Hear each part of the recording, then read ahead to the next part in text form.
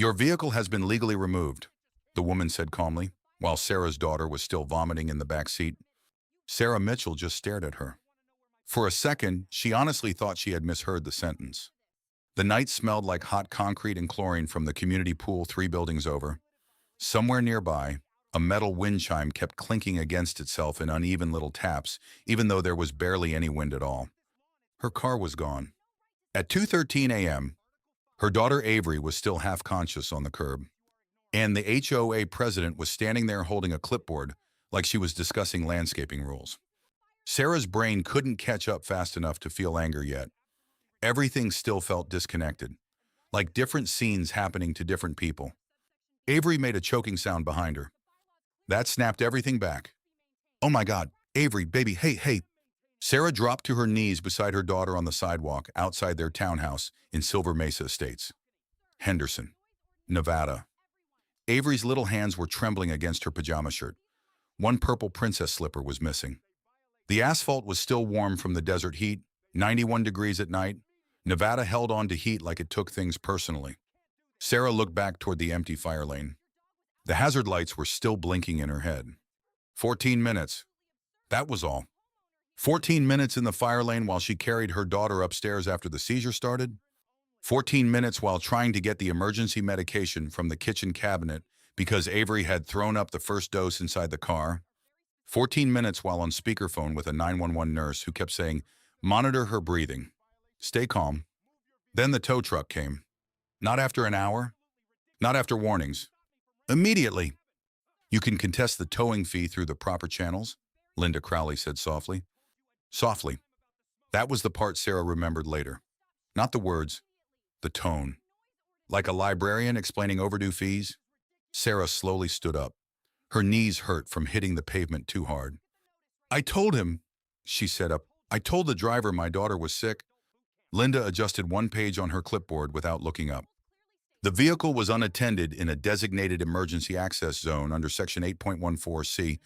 Sarah blinked once, then twice. Avery started crying weakly behind her, and Sarah laughed. Not loudly, not hysterically.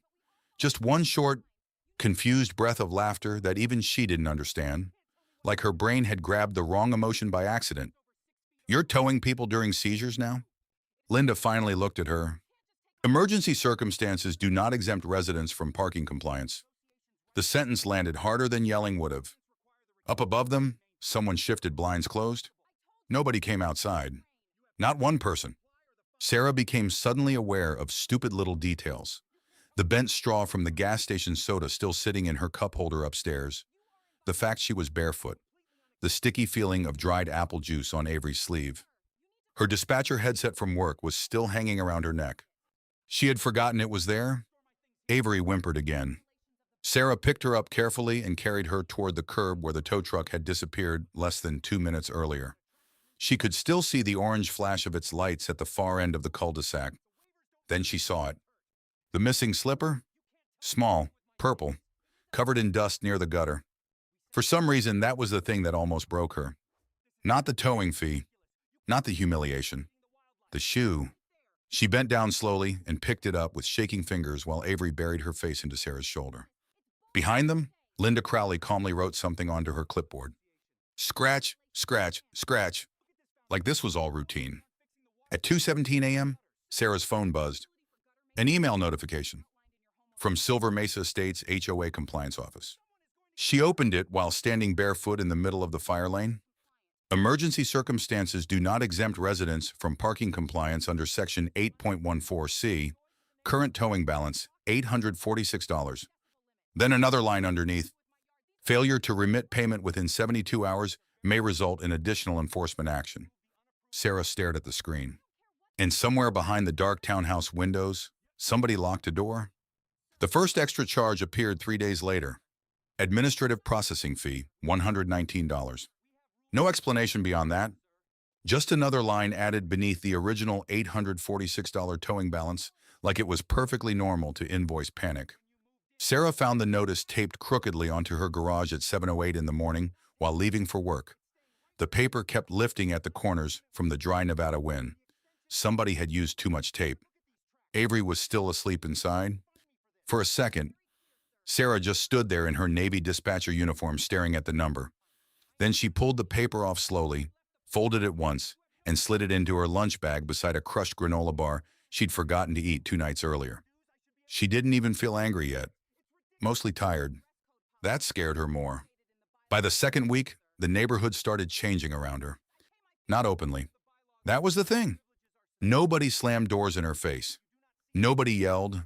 Silver Mesa residents were too polished for that. Instead, people suddenly became busy whenever Sarah walked by the community mailbox area. Conversations stopped mid-sentence. One neighbor who used to wave during school pickup suddenly became fascinated with checking tire pressure every time Sarah appeared. The isolation happened in tiny pieces, like frost spreading across glass. Then came the hearing notice.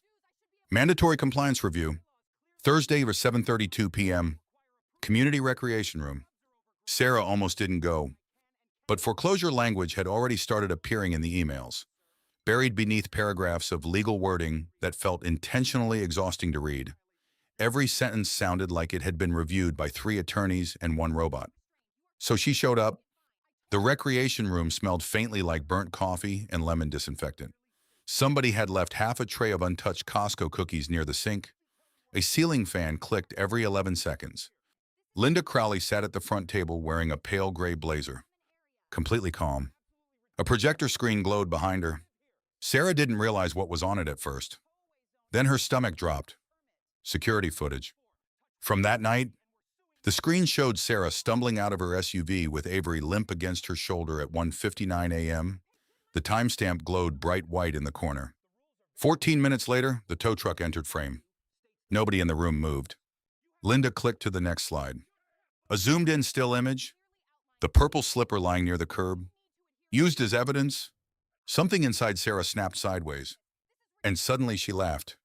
A sharp little laugh that escaped before she could stop it.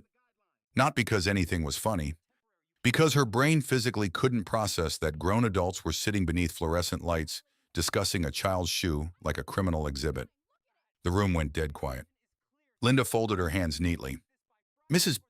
Mitchell," she said gently, "emotional reactions do not alter recorded violations." Sarah stared at her, then at the slideshow, then back at the room full of neighbors refusing eye contact. "Look, She stopped and rubbed both hands over her face. "I was trying to stop my kid from choking. I don't know what you people wanted me to do." Nobody answered. Linda clicked another slide. This one showed the HOA financial report. Towing partnership reimbursement allocation. Sarah frowned. "What is that?" Linda didn't hesitate. "Our vendor agreement includes compliance recovery incentives." One older resident shifted uncomfortably in his chair. Sarah kept staring at the number beside the towing contract. Referral rebate, $230 per completed enforcement tow. The room suddenly felt hotter. The tow truck driver had known. The hazard lights were still blinking when he hooked the car. Everybody knew. And somebody still signed paperwork afterward to collect money from it. Then Linda delivered the sentence that finally made the room feel poisonous. "If we make one emotional exception," she said calmly, "the entire system collapses." No anger, no hesitation. Just policy. That same night, Silver Mesa HOA launched a new resident reporting hotline, encouraging neighbors to submit videos of violations directly through the community app to preserve neighborhood safety standards. Within 48 hours, Sarah received 3 separate complaints. Trash bin left out 30 minutes too long. Garage partially open. Suspicious overnight activity. She sat in her kitchen reading them while absent-mindedly bending a paper straw completely in half between her fingers until soda spilled across the counter. Upstairs, Avery started coughing again. And outside, someone's doorbell camera slowly rotated toward Sarah's driveway. The payday loan place smelled like dust and old printer toner. Sarah noticed that before anything else. Not the interest rate, not the security glass, not even the fact she was borrowing money against a paycheck she hadn't earned yet. Just the smell. The woman behind the counter had glittery orange nails and a tiny tattoo of a hummingbird near her wrist. She kept chewing ice while explaining the repayment terms. Sarah nodded through most of it without hearing anything clearly. 3 signatures later, she walked out with enough money to get the SUV back from impound. Barely. The towing yard was 23 minutes outside Henderson near an industrial strip where everything looked sun-bleached and exhausted. Avery fell asleep in the passenger seat on the drive home, clutching the purple slipper against her chest, for some reason neither of them talked about. The SUV smelled faintly like vomit and overheated plastic. Sarah sat behind the wheel for a long time after parking back at Silver Mesa Estates, hands still on the steering wheel. Engine off. She didn't want to go inside, because inside meant opening emails. And the emails kept getting worse. Final notice. Escalated enforcement review. Intent to pursue property remedy? Every subject line sounded less human than the last.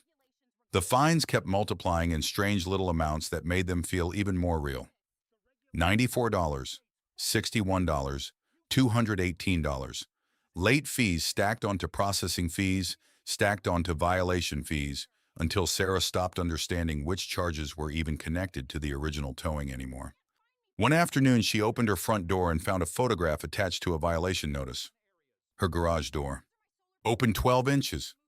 Timestamp 11:47 p.m. Someone in the neighborhood had stood outside her house late at night documenting it. That was the moment the fear changed shape. Before, the HOA felt cruel. Now it felt watchful, like there were eyes hidden inside the walls of the neighborhood itself. A few days later, Mrs. Ramirez from Building C stopped answering texts about watching Avery after school. No explanation. Just silence. Sarah saw her once near the mailbox cluster carrying grocery bags. Mrs. Ramirez looked genuinely embarrassed for about half a second before pretending not to notice her. That hurt more than the fines. People always talked about financial pressure like numbers on paper. It was watching human beings slowly calculate whether helping you was worth becoming visible too. By October, the foreclosure warning arrived. Bright yellow envelope, certified mail. Section 8.14C referenced 3 separate times. Sarah opened it sitting alone on the garage floor while the outdoor AC unit rattled steadily beside the wall. She didn't turn the lights on. The darkness felt easier somehow. Avery was asleep upstairs. The neighborhood outside had gone quiet except for distant traffic and a dog barking somewhere near the back gate. Sarah read the notice twice. Then a third time. The HOA now had authority to begin property lien procedures if the balance remained unpaid. Her balance had crossed $14,000. Over 14 minutes in a fire lane, she leaned her head back against the drywall and closed her eyes. For the first time since all this started, a thought entered her mind so clearly it scared her. Maybe they actually can take everything. Not metaphorically, literally. The house, Avery's room, the height marks penciled beside the laundry door frame, all of it. Upstairs, soft footsteps creaked across the hallway. Avery appeared at the garage entrance, rubbing one eye sleepily. Mom? Sarah immediately sat up straighter and forced her face neutral. Hey, Bug, why are you awake? Avery looked down at the yellow notice in Sarah's lap. Are we moving because I got sick? The question hit so hard Sarah physically couldn't answer right away. Her throat locked. Avery waited. Sarah finally shook her head once, but even that movement felt weak and unfinished. That night, long after Avery went back upstairs, Sarah sat awake at the kitchen table staring at unpaid notices spread across the wood like pieces of someone else's disaster. Then she heard something at the front door. A soft scraping sound. She froze. Another scrape. Sarah stood carefully and walked toward the entryway barefoot. No knock. No voice. Just silence. When she opened the door, nobody was there. Only a plain white envelope resting against the welcome mat. No stamp. No name. Inside were 3 printed screenshots from internal HOA emails. And the first sentence Sarah read made her blood go cold. Continue towing enforcement regardless of claimed medical circumstances. Sarah didn't sleep that night. She sat at the kitchen table until sunrise reading the printed HOA emails over and over while cold coffee turned oily inside her mug. The pages smelled faintly like cigarette smoke, though she never figured out why. Somebody inside Silver Mesa had risked something to get those documents out. But who? She honestly never knew. One email was dated August 14th, another September 3rd. All from Linda Crowley. All calm. All horrifying. Continue towing enforcement regardless of claimed medical circumstances. Another line underneath. Exceptions create legal inconsistency and weaken compliance authority. Then the worst one. Board members remain exempt during active operational discretion.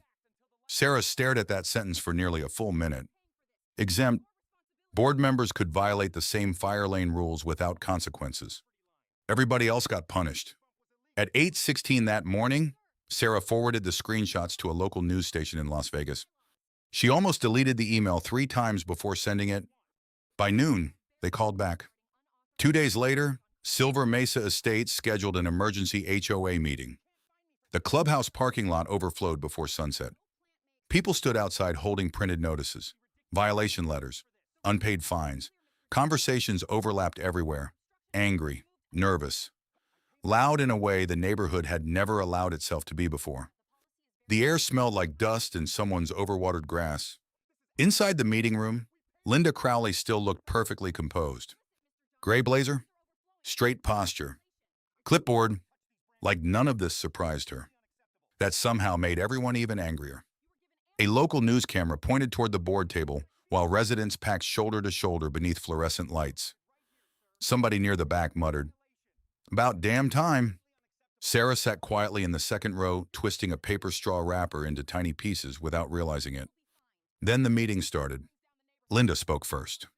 As previously stated, all enforcement actions were conducted within the legal authority of the Silver Mesa Estates governing structure. No. The voice came from the back. An older man stood slowly from his chair, holding a folded parking citation in one hand. Everybody turned. "I parked in the fire lane during the 4th of July barbecue last year," he said. "Nobody towed me." Linda's expression didn't change. The man kept going. "Because your vice president told security to ignore board member vehicles." Another resident stood up immediately after him. Then another. And another. Like something had finally broken open inside the room. A woman near the wall lifted 3 separate violation notices over her head. "They fined me $612 for dead plants during chemotherapy." Someone else shouted about selective enforcement. Another person described hidden legal fees. A younger father pulled out photos showing Linda's own relatives parking overnight in restricted zones during Christmas events.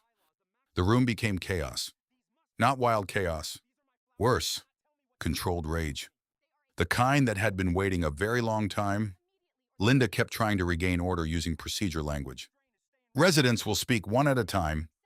Nobody cared anymore. For months, people had whispered behind curtains and watched each other through doorbell cameras because fear felt safer than conflict. Now the fear was cracking.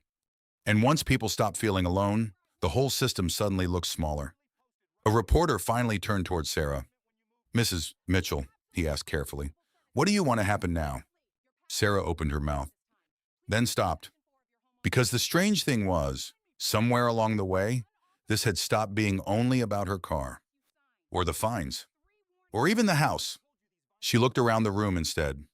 At exhausted people holding folders against their chests, at neighbors who wouldn't meet her eyes weeks earlier, now standing beside her openly, at Mrs. Ramirez crying quietly near the doorway. Sarah swallowed once.